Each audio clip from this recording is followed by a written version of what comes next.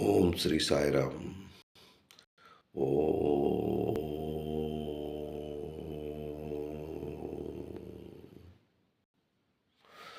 సాయీశ్వరాయ విద్మహే సత్యదేవాయ ధీమహి తన్నో సర్వప్రచోదయాత్.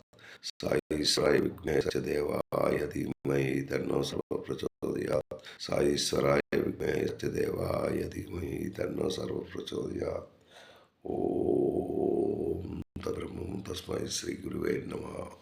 సాయిరామ్. మనం ఇది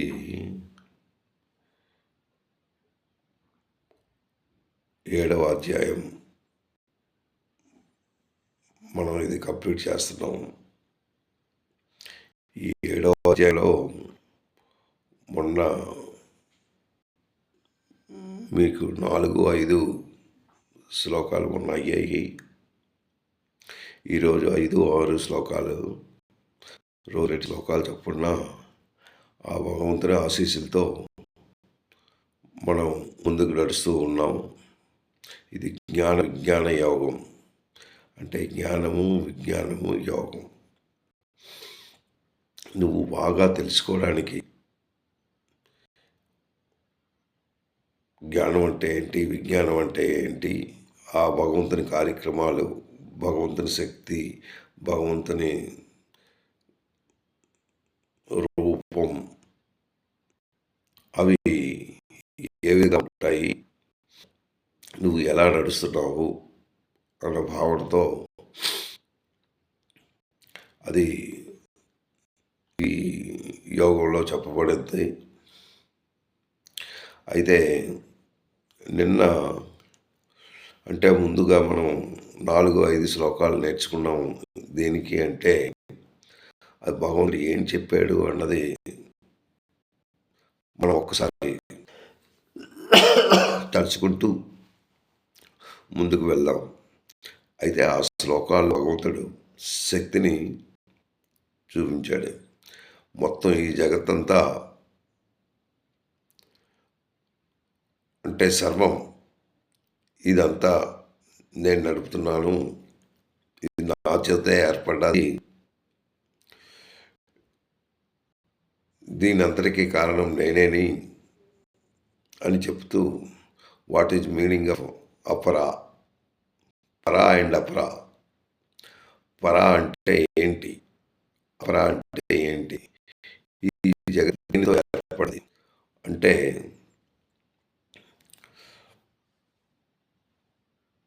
భూమి, ఆకాశం, నీరు, వాయువు,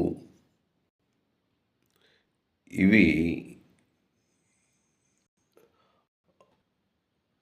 మనకి ఉన్నాయి, మన కంటికి కనబడుతున్నాయి.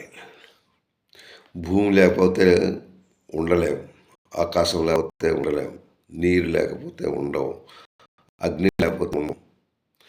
ఈ పంచభూతాలతో ఈ ప్రపంచం ఏర్పడ్డది.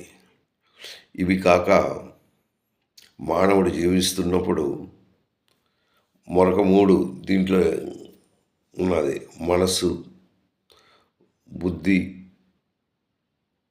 ఆ తర్వాత ఆడు పుట్టగానే అహంకారంతో స్టార్ట్ అవుతుంది. మనసు, బుద్ధి, అహంకారం, ఈ 3, అవి 5. భూమి, ఆకాశం, నీరు, వాయువు, అగ్ని, ఇవి 5 భూతాలు. ఈ 5 భూతాలు ప్లస్ 3 ఏంటి అంటే మనసు. ఇది మానవుల్లో ఉన్నది ఏంటి, మనసు, బుద్ధి, అహంకారం అన్నది ఈ 3 ప్రతి ఒక్కరిలో ఉంటుంది. ప్రతి జీవికి ఈ 3 ఉంటుంది. ఈ 5 లేక, ఈ పంచభూతాలు లేకపోతే లేదు. సృష్టించిన ఎవరు అంటే ఆ భగవంతుడే. ఇవి కాక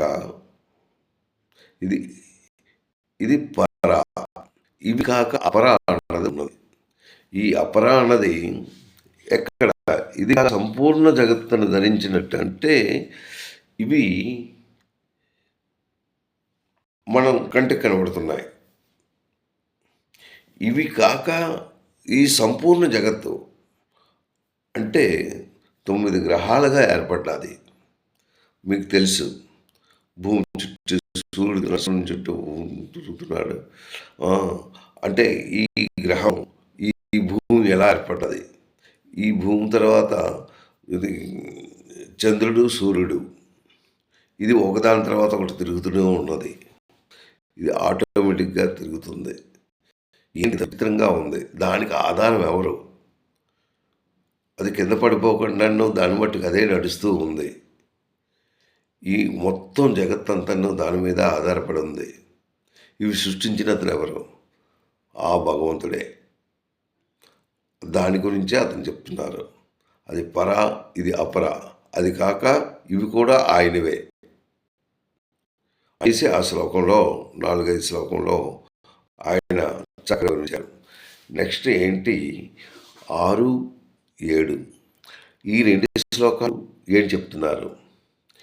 ఏతద్యో వినిభూతాని సర్వాణిత్యు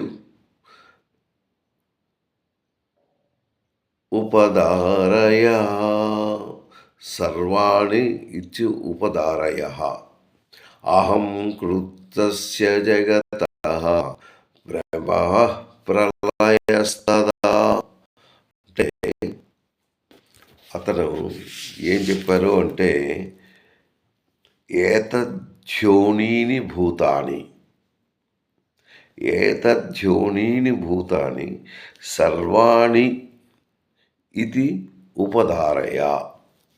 అది జాగ్రత్తగా మనం దాన్ని విడదీసినట్టయితే ఏంటి ధ్యోనిని అంటున్నాడు, భూతాన్ని అంటున్నాడు, సర్వానిత్య ఉపధారయ అంటున్నాడు. ఏదైనా మీకు ఈ వర్డ్స్లో ఏదైనా అర్థమైందా? ఏతద్యోనోని ఏంటి అంటే ఇవి 2 ప్రకృతులు, అపర పర. ఈ 2 ప్రకృతులు నావే, నేను సృష్టించినవే. భూతాన్ని అంటే ప్రాణుల్ని కూడా సృష్టించిన వాడిని నేనే. సర్వాణి అన్నీయు, ఇది సర్వాణి, సర్వాణి భూతాన్ని సమస్త ప్రాణులను సృష్టించిన వాడిని నేనే. ఈ 2 విధములైన ప్రకృతులు ఉన్నాయి, పర అపర అన్నది. ఈ 2 కూడాను నావే.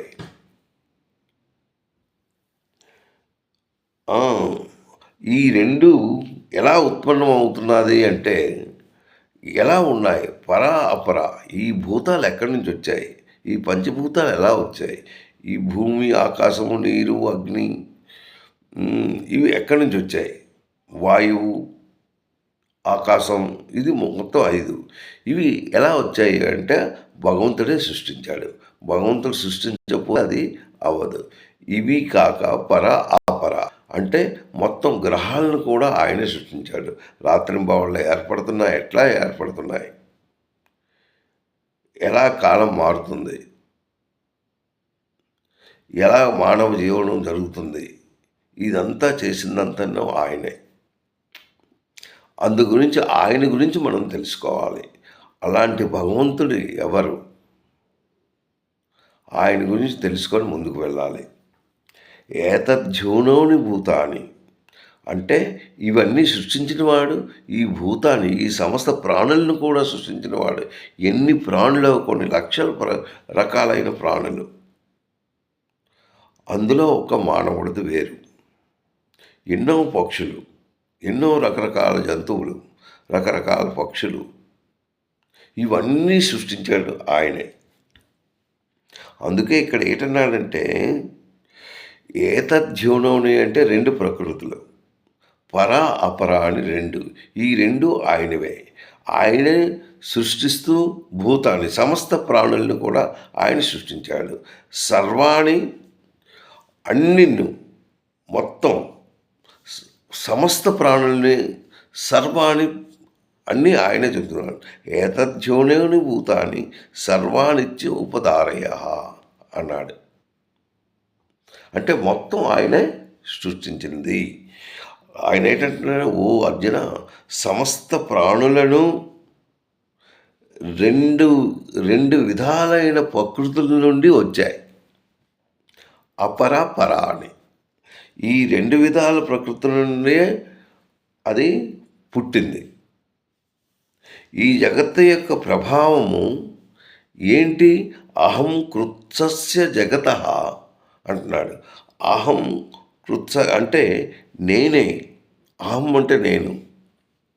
కృత్సస్య అంటే సమస్త జగత్తు.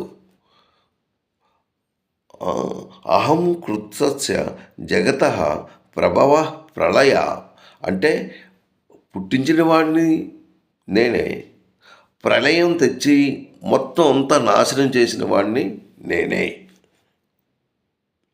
ఈ రెండు నా వల్లనే జరుగుతున్నాయి అన్న అర్థంతో ఈ శ్లోకం మనకు అందించారు. అహం కృత్సస్య జగత ప్రభవ ప్రళయ తదా అనేసి. అంటే ఇందులో పుట్టించింది నేనే, ఈ జగత్తు యొక్క ప్రభావము పుట్టించింది నేనే, ప్రళయం లేనమొకట అంటే మొత్తం అతనిలోనే ఆయనే పుట్టిస్తున్నాడు, ఆయనలో కలిసిపోతున్నాం అన్నమాట. నా వల్లే జరుగుతుంది అనగా ఈ సంపూర్ణ జగత్తునికి ఏంటి కారణం? నేనే మూల కారణము అని ఆయన చెప్పారు. దీనికి గల కారణం ఏంటంటే నేనే. ఇది పుట్టించిన వాడిని నేనే, ఆ తర్వాత ప్రళయం నాశనం చేసిన వాడిని కూడా నేనే. పుట్టించిన వాడిని, నాశనం చేసిన వాడిని. దీనికి కారణం ఏంటి అంటే మొదటి శ్లోకంలో 2 రకాలుగా నేను దీన్ని సృష్టించాను. అంటే 2 రకాలు, అపర పర అనేసి. ఏంటి అపర అంటే ఏంటి, పర అంటే ఏంటి? ఈ మొత్తం జగత్తుని భూమి, నీరు, అగ్ని, వాయువు, ఆకాశము, ఆ తర్వాత మనస్సు, బుద్ధి, అహంకారం ఇవన్నీ ఆయనవే. ఆయనే సృష్టించాడు, మళ్ళీ ఆయనే నాశనం చేస్తున్నాడు అనమాట. అంటే ఈ మహాభారత యుద్ధంలో అర్జునుడికి చెప్తున్నాడు, ఇదంతా నావే, నేను సృష్టించిన వాడిని. ఇప్పుడు ఈ ఎవరైతే యుద్ధం కని అందరూ ఉన్నారో వీళ్ళందరినీ ఎవరు సృష్టించారో నేనే సృష్టించి నేనే మళ్ళీ నాలో నేను కలుపుకుంటున్నాను. దీనివల్ల నువ్వు ఏమీ చేయలేదు, చేయించిన వాడిని, చేసిన వాడిని అంతా నేనే అనేసి ఆయన ఈ శ్లోకంలో మనకు అందించారనమాట. ఆ తర్వాత 2వ శ్లోకం ఏంటి అంటే, మత్త పరతరం నాణ్యత్ కించిదస్తి ధనంజయ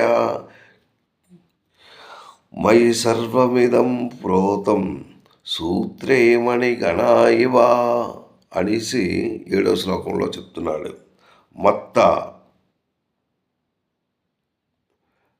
మత్త అంటే నాకంటే ఇంకొకటి లేదు, నేనే అన్నిటికీ కారణం అంటున్నాడు. మత్త పరతరం అంటే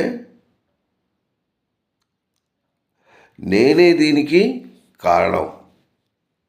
ఈ సృష్టించడానికి కారణం నేనే. పరతరం నాణ్యత్ కించిదస్తి ధనంజయ. అన్యత్ కించిత్, అది సృష్టించిన దీనికి వేరే వాళ్ళు ఇంకెవ్వరు లేరు. ధనంజయ, ఓ అర్జున, అది నువ్వు తెలుసుకో. ఓ ధనంజయ, నాకంటేను పరమ కారణమైనది ఇది. ఈ సృష్టిలో ఏంటి జరుగుతున్నది అని నాకంటేను ఇంకొకటి ఏం లేదు. నేనే సృష్టిస్తున్నాను, నేనే నాశనం చేస్తున్నాను, ఇదంతా నాలోనే కలుపుకుంటున్నాను. అందుగురించి మొత్తం జగత్తంతయు నాదే. అంటే నువ్వు అనగా ఏ పాటో ఒకసారి తెలుసుకో అనేసి ఆయన హింట్స్ ఇస్తున్నాడు. మొత్తం జగత్తంతా ఇదే, నేనేదో చేసేస్తాను, నేను యుద్ధం చేస్తాను, యుద్ధం చేసి నేను జయించేస్తాను అంటున్నావు. అది కాదు, సృష్టికర్తను నేను, ఇదంతా సృష్టించిన వాడు నేను. ఇది కాక ఇవి మొత్తం గ్రహాలన్నీ సృష్టించి నేను విడిచిపెట్టానో, అలాగే ఆకాశం కూడాను ఎలాంటివి అందులో ఎలా అయితే ఉన్నాయో, ఆకాశంలో మేఘాలున్నాయి. ఆ మేఘాలు కనబడతాయి, మళ్ళీను పోతాయి. ఎలా పోతున్నాయి అన్నది అంటే అది భగవంతుని తాలూకా లీలలు. ఆ భగవంతుడు మళ్ళీ ఆ మేఘాలు వస్తున్నాయి, పోతున్నాయి. ఆకాశం మాత్రం యాజ్ ఇట్ ఈజ్. ఈ మొత్తం ఆకాశం అంతాను సృష్టించిన వాడు ఆయనే. ఈ మేఘాలు ఎలా అయితే వస్తున్నాయి, పోతున్నాయి, ఈ సృష్టి కూడాను అలాంటిదే. ఈ మొత్తం మనుషుల్ని అందరిని సృష్టించి అన్నీ చేస్తూ మళ్ళీ ప్రళయం సృష్టించి ఆ ప్రళయంలో నన్నే కలుపుకుంటాను. అంటే ఎన్ని యుగాలయ్యాయో, ఇది కలియుగం. అంతకుముందు ఏంటి? ద్వాపరయుగం, త్రేతాయుగం, కొన్ని లక్షల సంవత్సరాలు ఇది నడుస్తూ ఉంది. ఈ లక్షల లక్షల సంవత్సరాలు ఇలాంటిది ఎందుకు అయ్యింది అంటే ఇదంతా భగవంతుని తాలూకా సృష్టి. ఇంకా ఈ కలియుగం, ఇప్పుడు కలియుగం వచ్చి 5,000 సంవత్సరాలు దాటింది. ఇంకా ఎన్ని వేల సంవత్సరాలు ఉంటాయో అది మనం మన ఆలోచనకి రాదది. మన ఆలోచనకి అది తగింది కాదు. ఎందుకు అంటే ఆయన మహాకర్త, ఆయనే సృష్టించిన కర్త. అందు గురించి అది ఏమీ రాదు. నాకంటేను ఇంకొకటి కారణమైనది ఏమీ లేదు. ఇంకెవరు సృష్టించలేదు దీన్ని. ఈ సృష్టించిన వాడిని నేనే. ఈ జగత్తునందుల వస్తువులన్నీ ఏవైతే వస్తువులు ఉన్నాయో ఈ వస్తువులు కూడా సృష్టించిన వాడిని నేనే. ఎన్నో చెట్లు, ఎన్నో చేమలు, ఎన్నో రకరకాలైన అడవులు, వీటికి వర్షం కురిపించిన వాడిని నేనే. మొత్తం ఈ ప్రకృతి అంతా నాతోనే ఏర్పడ్డది అన్న భావనతో ఆయన ఈ శ్లోకాన్ని అందించారు. అయితే ఎలాగ ఇది నిలబడుతుంది అంటే ఇది ఒక సూత్రంలో, అంటే ఒక మాల ఎలా అయితే ఉందో ఆ మాలకి ఆధారం ఏంటి? దారం. దారం లేకపోతే ఈ మాల కట్టలేము. అలాగే ఆ మాలకి ఏదైతే ఆధారం ఉందో ఆ దారాన్ని నేనే. అలాగే మొత్తం సృష్టిలో సూర్యుడిని నేనే, చంద్రుడిని నేనే, వెలుగునిచ్చిన వాడిని నేనే అని ఒక్కొక్కటి ఆయన మనకి అందిస్తున్నారు. ఎంత చక్కటి శ్లోకమో చూడండి. అంటే మనం ఈ శ్లోకాలన్నీ చక్కగా చదువుకున్నట్టయితే ఆ భగవంతుని శక్తిని మనం తీసుకోగలం. అంటే అంతటి శక్తి అయిన భగవంతుని మనం ఎలాగా చూడాలి, భగవంతుని ఎలా కొలవాలి, ఎలా కొలిచినట్టయితే మనం భగవంతుని దగ్గరికి వెళ్ళగలం, ఆయన పాదాలు ఎలా పట్టుకోగలం అన్నదే భావన. ఈ 2 శ్లోకాలు ఒకసారి. ఏతద్యోనీని భూతాని సర్వాణిత్యోపధారయా అహం కృత్స్య జగతః ప్రభవః ప్రళయస్తదా. అది 6వ శ్లోకం. ప్రళయాన్ని సృష్టించిన వాడిని నేనే, వీళ్ళందరినీ పుట్టించిన వాడిని నేనే అనేసి భగవంతుడు చెప్తున్నాడు. ఈ సమస్త ప్రాణులని 2 విధములైన ప్రకృతులు 2 విధాలైనవి నేవే. ఈ 2 విధాలైన ప్రకృతులతో నడుస్తుంది నేనే, నడిపిస్తున్నాను అన్న భావనతో ఆయన మనకు చెప్తున్నారన్నమాట. ఆ తర్వాత మత్త పరతరం నాణ్యత్ కించిదస్తి ధనంజయ మయి సర్వమిదం స్తోత్రం సూత్రే మణిగణ ఇవ. అంటే ఇందులో ఓ ధనంజయ, నాకంటేనూ ఇంకా వేరే కారణాలు ఇంకొకటి ఏం లేవు.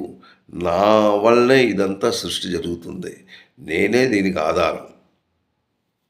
దానికి ఉదాహరణ ఏంటంటే పూలమాల ఎలా అయితే ఉన్నదో ఆ మాల దానికి ఆధారం ఎలా అయితే దారం ఆధారము, అలాగే ఈ మొత్తం సృష్టికి ఆకాశం ఆధారం.